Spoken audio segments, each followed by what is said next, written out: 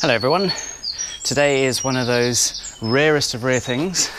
It is a sunny day and it's a bank holiday weekend.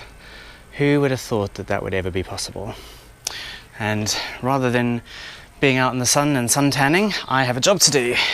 And today's task is to overhaul the brakes on the MX5, particularly the rear ones, because the discs are a bit past their prime. Pads have still got a bit of life in them yet, but I'm just going to change them out anyway, put some new stuff in there. The front ones, I replaced the discs a couple of years ago, so they're actually still fine, but I do need to replace the pads because I did a track day last summer which used up most of the life on them, and they have gone a bit hard because they got a bit hot, so I'm going to change those out as well. So yeah, that's my job, and the other job of course is to bleed the hydraulics as well, put some fresh fluid in there. So first job is to remove the wheels and get the car jacked up on axle stands. I'm going to start with the rear brakes because they are the more tricky ones, and also because I'm going to be removing the discs as well. Okay, so the first thing to do when removing the rear brakes is to back off the piston adjuster, which is what is used to tighten up the handbrake.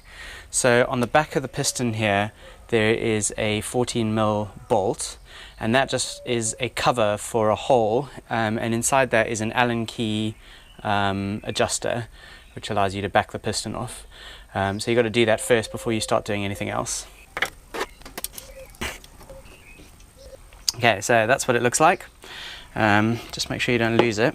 Okay, so the one thing you want to be careful of when you are backing off the adjuster is to make sure that the fluid in the reservoir doesn't overflow. So what I've done is I've just put some cardboard down underneath and an old cloth, just so that if it does leak a little bit, it's not going to start damaging the paintwork underneath. Okay, so you can now see that this is nice and loose.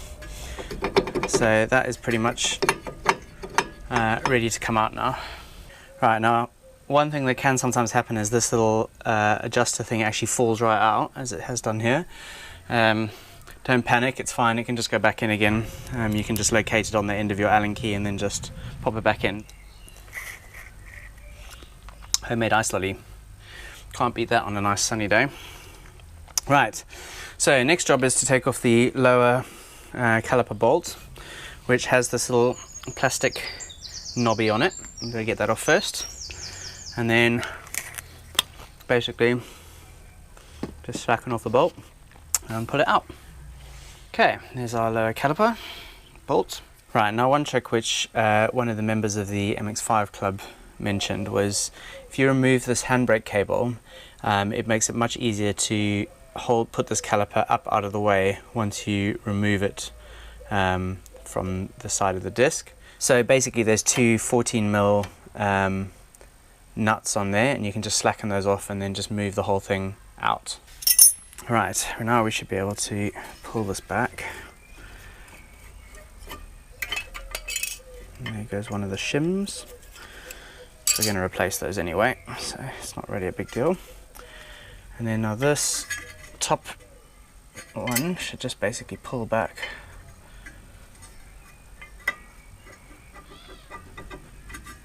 There we go. And this can just rest up here for now.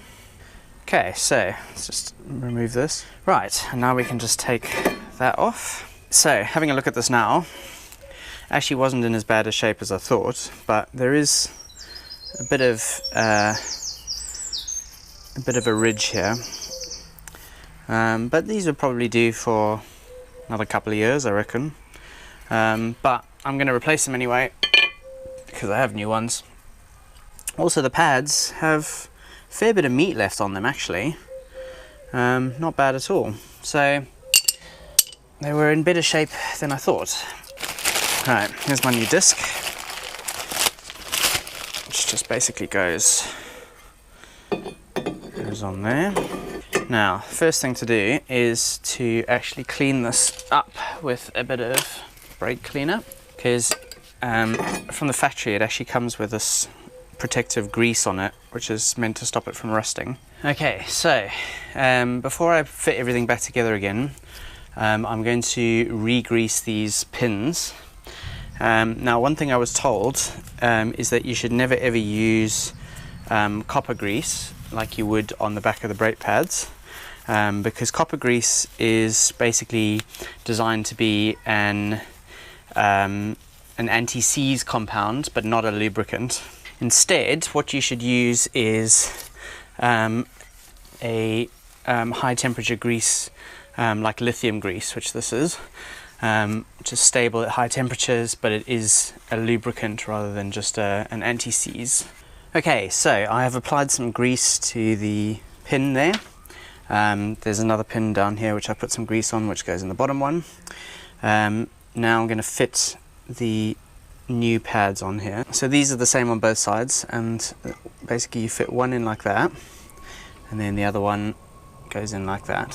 When I took these off, the spring was at the bottom, but I actually think that's incorrect, because according to the manual the spring goes at the top, and it should be M-shaped rather than W-shaped. So how it works is you hook this little bit in there, and then these little pegs at the bottom go into a little gap on either side here. I don't really know why there isn't one at the bottom. I would have thought there'd be one at the top and one at the bottom, but even in this manual there's only one spring, and the spring is at the top. So I don't know. Okay, so I just assembled the entire brake system, put it all back together, and remembered that I'd forgotten to put copper grease on everything, so now I've had to take it all apart again, which is kind of annoying. What they suggest you do with the copper grease is put it on everything. I'm going to put a little bit on here.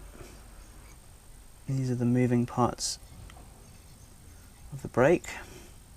So what you want to do is basically just want to give them a bit of a coating without overdoing it.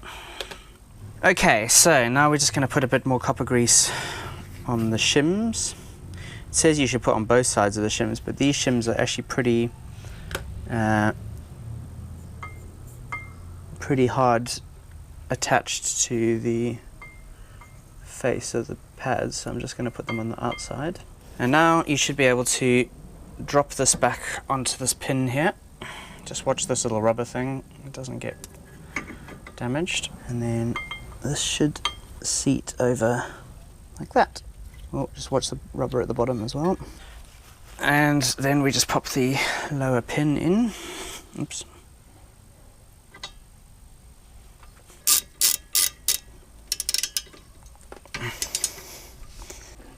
Nice and tight.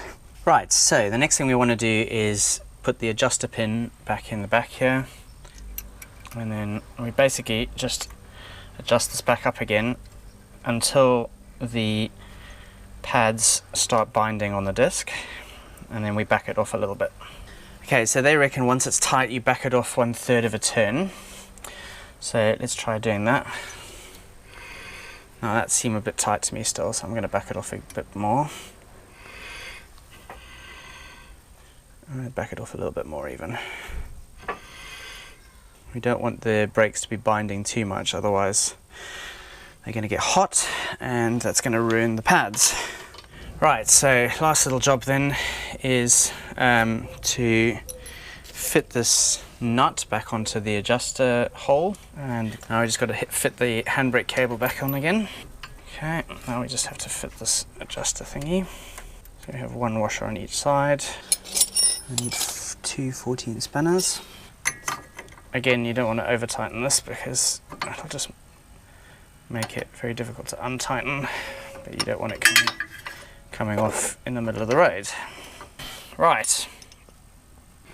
The reason it's tight is it's transmission drag more than anything else. That side is done.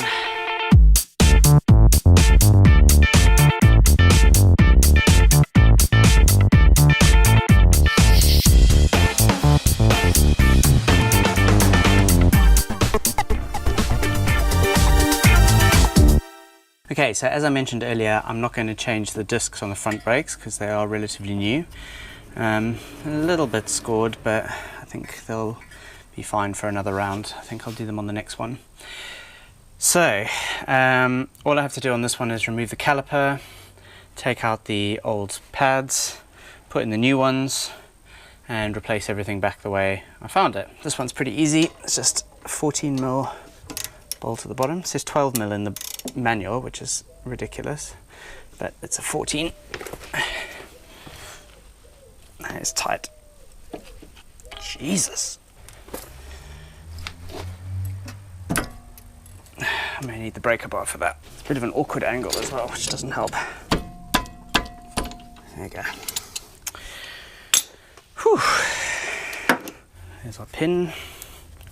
Looking a bit dry actually. It's definitely going to need more grease on it. Just going to go gently on this, because what you don't want to do is A, lose anything, and B, damage the caliper. Wow, now look at that. See how the paint on the back of this pad, don't know if you can see that, but basically it's melted. These got very, very hot when I did a track day last year. I think I baked them a little bit, and they've never been the same after that. Okay, so the next job is to basically push this piston back into its seat, so that we can fit it around the new pads, because they'll be a bit wider. So I've bought this tool, which is basically a specific thing for pushing back pistons, but you can just use a G-clamp, or just even finger pressure is sometimes enough. But what this does is it makes sure that when you are pushing it back, you're doing it evenly and you're not putting it under too much pressure. Just make sure that you keep an eye on the level of the brake fluid, because obviously you don't want that to overflow and make a mess everywhere. Right, so our caliper is now pushed back in, and now we can basically start the process of fitting the new pads.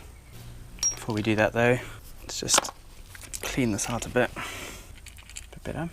One thing you need to be a bit careful about when you are cleaning this up, don't use compressed air or anything that's going to blow the dust everywhere, because it's full of all sorts of horrible chemicals which will get into your lungs and make you sick. So as always, the general advice is don't be an idiot.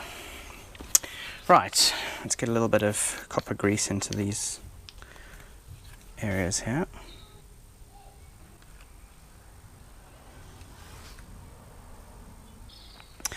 Right, so let's just pop this in here.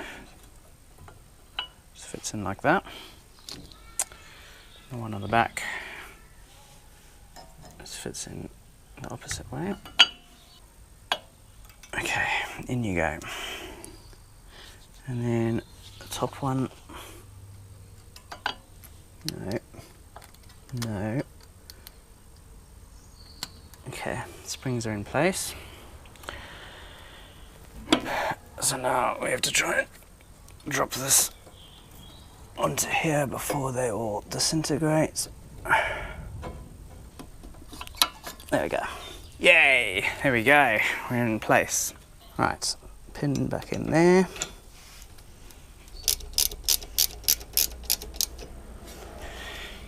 Don't need to make that too tight after last time. What I need to do is just jump in the car and bed that down. Right, foot on the brake. Ooh, that went straight to the floor. Okay, so that's that side done. Now I just need to do the other side, and then that's the brakes done. Then the last job will be to bleed the system, but I'm not going to have time to do that today, so I'll have to do that tomorrow.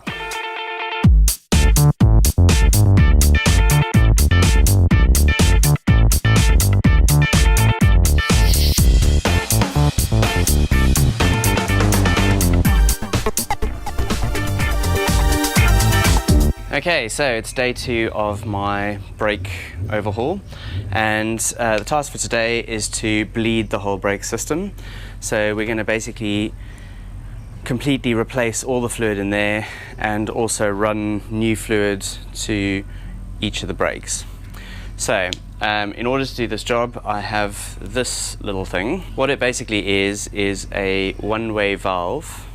So you attach this end to the bleed nipple of the brakes. That goes through the one-way valve, and then you put this end into some sort of receptacle. And then what you do is you basically just pump the pedal, that squirts it out through there, and you keep pumping until all the fluid is replaced with new fluid, which we have there. You can do this on your own, but it's a bit of a mission, so I have recruited my glamorous assistant Rachel, who is going to be the pedal pumper. What you want to make sure is that you don't run out of fluid, because if you do that, then you're going to end up with an airlock in the system, and that is a real mission to sort out. So that's why it's useful to have two people, because one person can watch the levels and the other person can do the foot pumping. Okay, so brake fluid is quite bad for your skin, so always a good idea to wear gloves when working with it. Okay, so the trick when bleeding brakes is you need to start with the brake that's furthest away from the master cylinder. So that is this brake here, because it's diagonally across. What we're going to do, I don't know, it might be a bit dark to see, but here we have a bleed nipple. So what we're going to do is attach the one end of this to the bleed nipple. Then there's this one-way valve here, and then it flows down into the pot. Okay. I think that is in place. So what we're going to do is, I'm just going to open the cap here, and we're going to monitor this, and Rachel is going to start pumping the brakes. Okay, so we're going to just open up this bleed nipple here. Oh god, that's not good.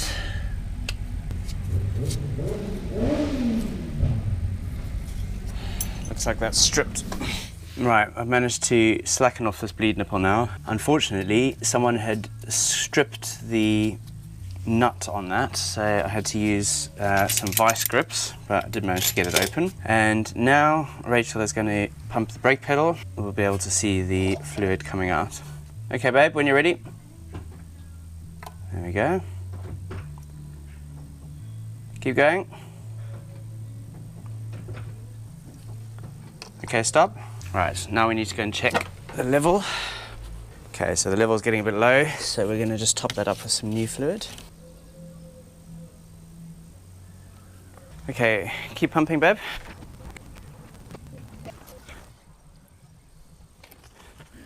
Right, so we've got to the point now where all of the fluid in the lines is now new. So I'm just making sure that we get that all the way through. You can normally tell the new fluid because it's lighter in colour, because the old fluid picks up moisture over time and that turns it darker. Okay, so we've now completely gone through this line. You can see this fluid is nice and light in colour now. So I've just tightened up this nipple again, and we're now just going to empty this old brake fluid into this recycling pot.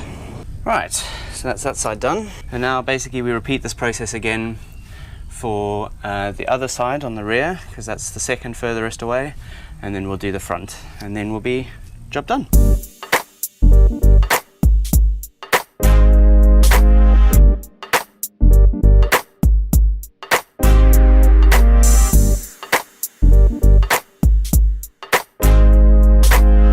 Okay, so I've now gone round and done all of the 4 brakes, pushed through a lot of new fluid, so all of this fluid in the system now is new, and I've got it so that it is just on the max level there.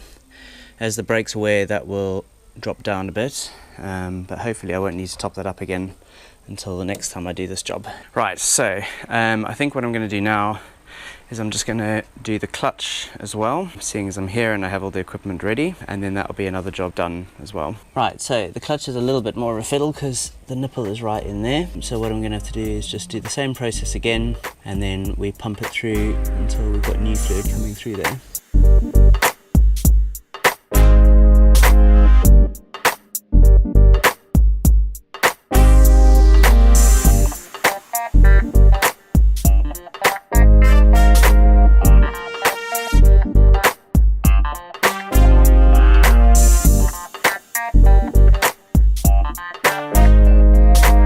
Okay, so it was a bit of a fiddle, but I managed to finally bleed the clutch, completely replace the fluid in the system there. All 4 brakes are done. Last thing to check is to make sure that the handbrake is correctly adjusted. So what you need to check for is you need about 6 or 7 clicks before it's engaged. So 1, 2, 3, 4, 5, 6 and 7. So I would say that's about right. So I don't think I'm actually going to bother adjusting this. 1, 2, 3, 4, 5, 6, 7. Feels about right to me.